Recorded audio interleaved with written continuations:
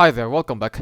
Let me show you how you can put a VST without any installer into FL Studio, an audio editing program, and a music making program where you can, record your voice, put MIDI as part of the instruments for your music, and then you can export the music so that, you can create new tracks using FL Studio. So let's say if we have this VST called Platoon Studio Flex Reverb, and then you want to put it into FL Studio. So all you have to do now is to click on local disk C, where you store all of the programs.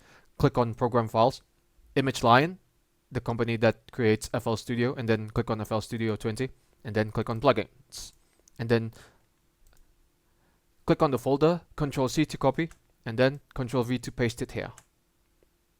And then when you're done, close it, and then open FL Studio, which is this one.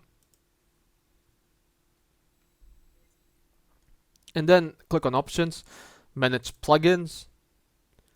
You can add, the folder where it's stored in, this PC, local disk C, Program Files, Image Line, where is it? Oh, there you are, FL Studio 20, Plugins, and then click on it, and then click on OK when you're done.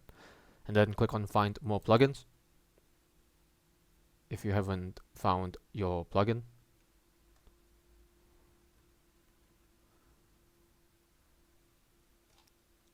Once you're done scanning, you can actually look at the, VSTs, and there you have it, Platoon Studio Flex Reverb.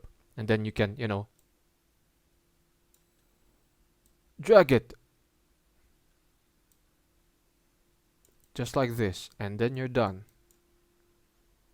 You have your preset. You have your VST ready. So that's how you can install a VST without an installer into FL Studio, an audio editing program. You have this.